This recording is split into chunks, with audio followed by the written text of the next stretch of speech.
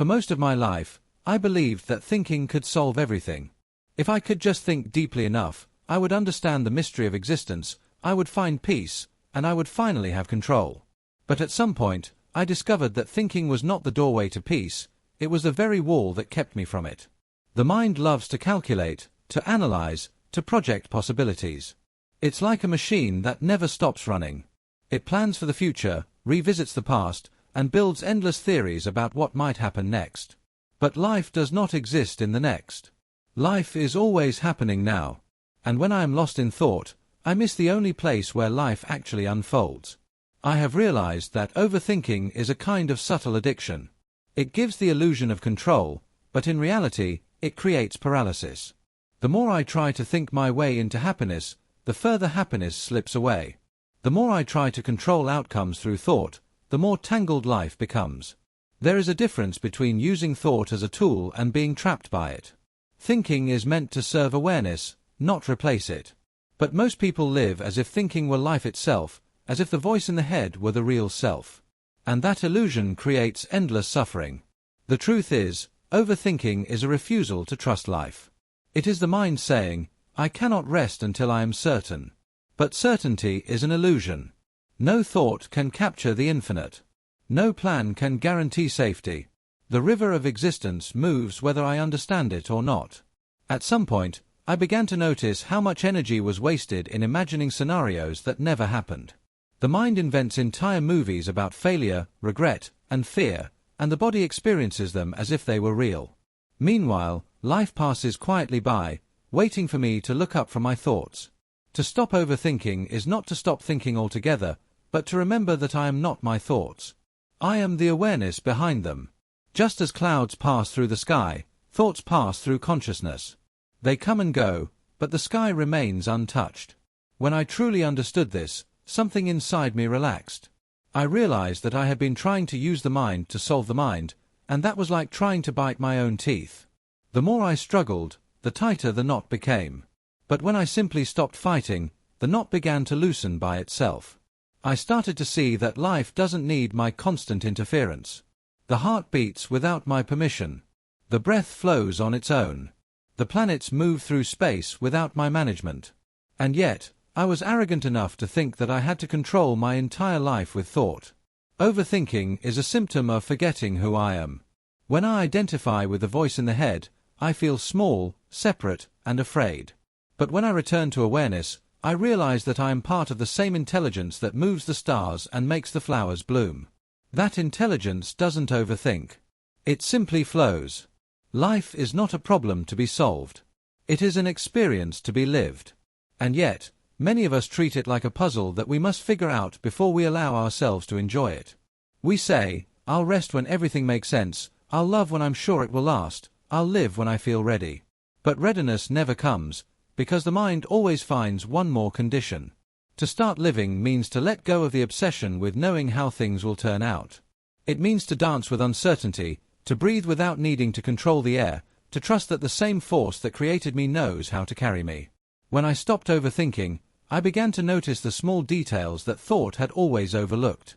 The warmth of sunlight on my skin, the sound of wind moving through trees, the way silence feels alive when I stop trying to fill it. Life started to speak again, but not in words. In sensations, in presence, in quiet understanding. I began to see that thinking and living are not enemies, but thinking must take its rightful place. It must bow to awareness. Because awareness is the master, and thought is the servant. When the servant forgets its role, chaos begins. When the servant remembers, peace returns. I used to believe that control brought safety, but now I know that surrender brings freedom. Surrender does not mean passivity, it means participation. It means saying yes to life as it comes, not demanding that it fit my expectations. The more I let go, the more alive I become. The problem with overthinking is that it traps me in a world of symbols. Words, ideas, definitions, they are useful, but they are not reality. The word water cannot quench thirst. The thought of love is not love itself. Reality lives beyond the symbols, in direct experience. When I stop overthinking, I return to direct contact with life. I taste, I feel, I hear, I breathe. I stop translating every experience into commentary, and I start living again. The bird doesn't need to analyze its flight, nor the wave to question its rhythm. They simply express what they are. And perhaps that is what I am also meant to do. I have seen that the mind is a wonderful servant but a terrible master. When I let it lead, it fills every moment with noise. But when I let awareness lead, thought becomes clear, simple, and useful. It does what it was designed to do, not to imprison me, but to express me. Living is not about thinking my way through existence. It is about feeling, participating, and allowing. It is about realizing that uncertainty is not the enemy of life, it is its very essence. And once I stop overthinking, uncertainty becomes adventure. The moment I stop chasing perfection, I begin to see beauty. The moment I stop needing guarantees, I begin to feel peace. The moment I stop overanalyzing, I start experiencing. And that is where life has been waiting all along, not in thought, but in presence. There came a moment when I realized that all my thinking had become a way of postponing life. I was waiting for clarity before I allowed myself to live. I was waiting for certainty before I allowed myself to act. But life doesn't wait for me to be ready. It keeps moving, flowing, and unfolding, whether I'm thinking about it or not. At some point, I saw that thought was never meant to eliminate uncertainty. It was meant to help me navigate it. Yet I had turned thinking into a shield, a way of protecting myself from the unknown. And that shield had slowly become a cage. I used to sit for hours replaying old memories or imagining possible futures. But those thoughts were like smoke. They filled the room of my mind until I could no longer see what was right in front of me. Life was there all along, waiting for me to notice it again. The mind believes it can predict life, but life is far too mysterious to be captured by logic. Every plan I made was only a story told by the past. The future, no matter how carefully imagined, never unfolded the way I expected. Sometimes it brought more joy than I could have predicted, and other times it taught me lessons I didn't know I needed. But in every case, life was wiser than my thoughts about it. Overthinking is like trying to hold the ocean in a bucket. The tighter I grip, the more it slips away. But when I open my hands, the water flows naturally. When I open my mind, life begins to breathe again. The truth is, thinking has no power on its own. Its energy comes from attention. And where my attention goes, my life follows. If I give all my attention to thoughts, I live in imagination.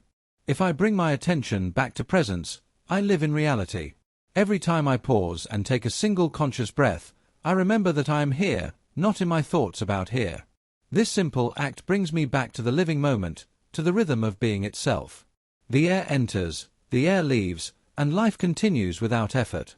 That is the real intelligence, the effortless intelligence of existence. At first, silence can be uncomfortable. The mind resists it because silence exposes its restlessness. It wants to fill every space with commentary. But if I stay still long enough, the silence begins to speak. It doesn't speak in words, but in clarity. It reminds me that I am not separate from life, I am life. I have learned that there is no such thing as a perfect moment. Every moment is already complete, just as it is. When I stop judging it, when I stop analyzing it, I begin to feel its wholeness. The present moment doesn't need improvement, it needs awareness. Overthinking makes me live in fragments. What was, what might be, what could have been. But awareness gathers those fragments into wholeness. It dissolves the boundaries between then and now, between here and there. In that wholeness, everything makes sense without explanation. There was a time when I feared making mistakes. I thought the wrong decision would ruin everything. But now I see that there are no wrong turns, only different routes through the same landscape. Every choice teaches something. Every step reveals a new view of the same truth. And when I stop overthinking, I can finally see the beauty of the journey instead of obsessing over the destination. The mind is like a river. If I try to control it, it becomes turbulent. If I let it flow, it becomes clear. The same energy that once caused confusion can, through stillness, become understanding.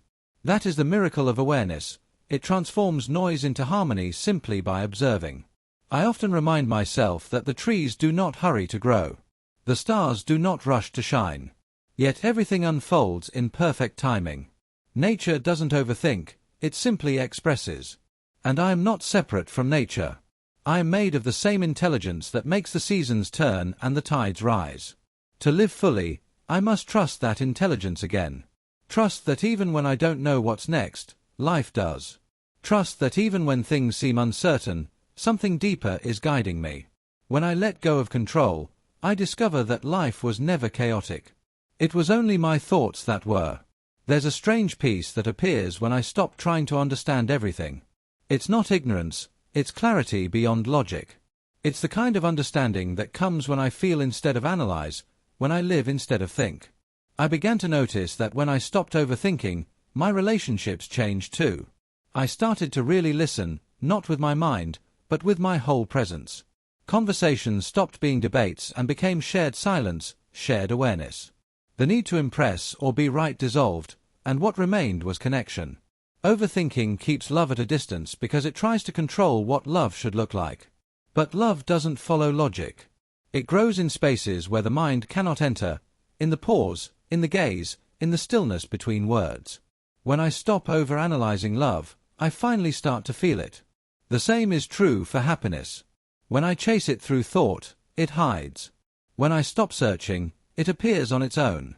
It appears in the simple things, in the breath, in laughter, in being alive without needing a reason.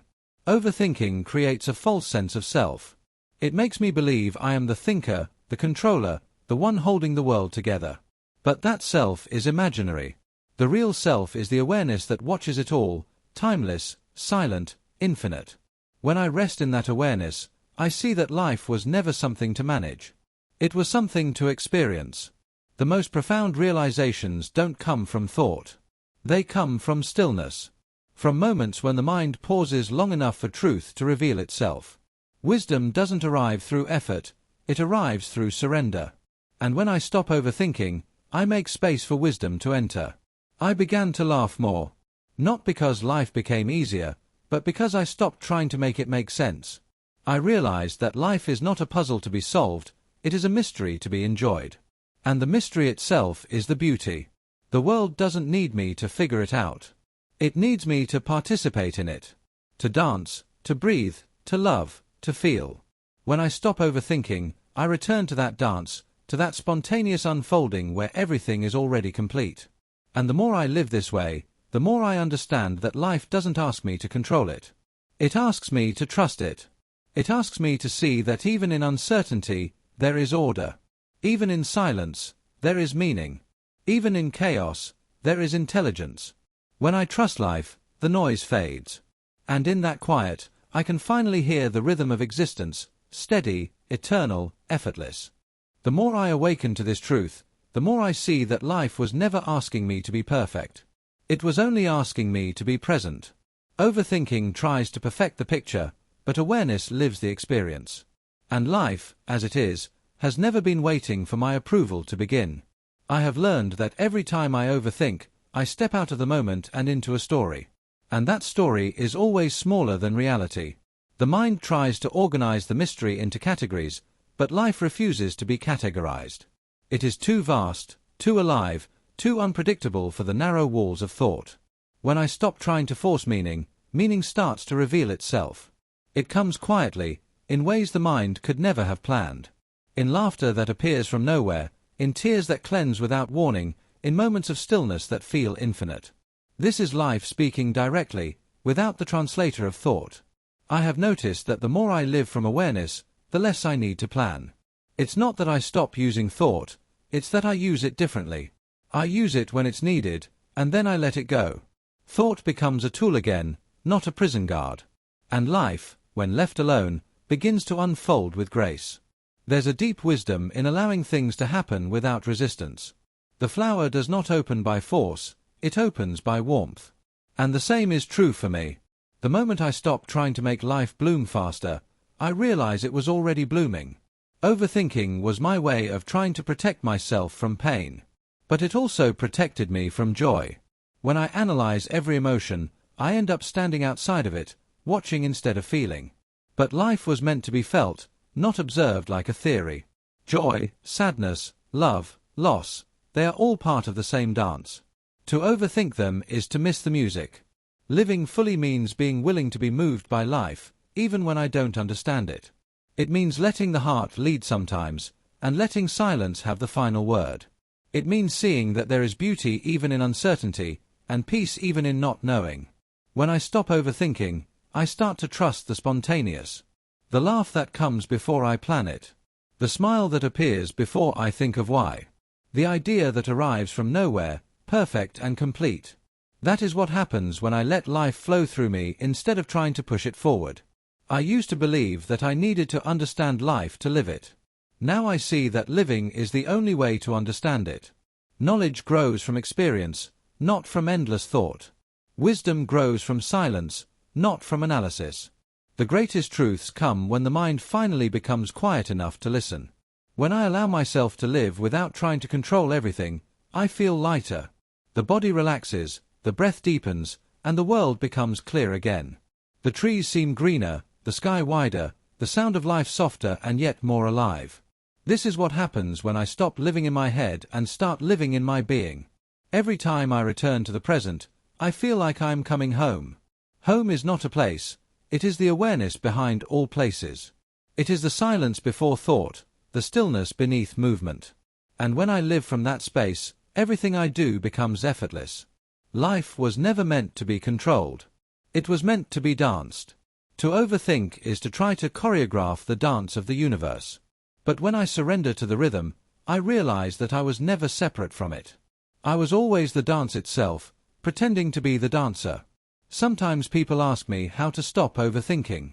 And the answer is simple: stop fighting your thoughts. Let them pass like clouds across the sky. Do not try to control them, do not chase them. Just notice them, and then return to the breath, to the now, to the simple awareness that you are here. The mind is a wonderful instrument when it knows its place. But if it takes over, it becomes a storm. Stillness is not the absence of thought, it is the space in which thought moves. And in that space, peace arises naturally. When I stopped trying to fix life, I began to experience it. When I stopped analyzing happiness, I began to feel it. When I stopped fearing uncertainty, I began to trust it. And I realized that life had never been against me, it had been patiently waiting for me to stop thinking long enough to see it. There's a gentle humor in all of this. I spent years trying to figure out how to live, and all along, life was living me. The heart was beating, the breath was flowing, the earth was turning, and I was worried about whether I was doing it right. What a relief it is to stop. To live is not to think, it is to be. To feel, to breathe, to participate in the miracle without needing to explain it. When I live this way, I no longer need answers, because I am no longer asking the wrong questions. I am no longer standing outside of life, I am inside it. I no longer ask what the meaning of life is. I see that life is the meaning. Every breath, every moment, every thought that rises and falls in the vast ocean of awareness, all of it is sacred. And when I stop overthinking, I can finally feel it. I live now with a quiet trust that whatever happens, it belongs. The joy, the sorrow, the confusion, the peace, all of it is life unfolding exactly as it should. And my only task is to witness it, to live it, to let it flow through me. To stop overthinking is to start living. To stop controlling is to start trusting. And when I trust life, I discover that it has always known the way. In the end, there is nothing to figure out, and nothing to fear. Only the endless unfolding of this moment, always new, always alive, always here. And that, I have found, is where life truly begins.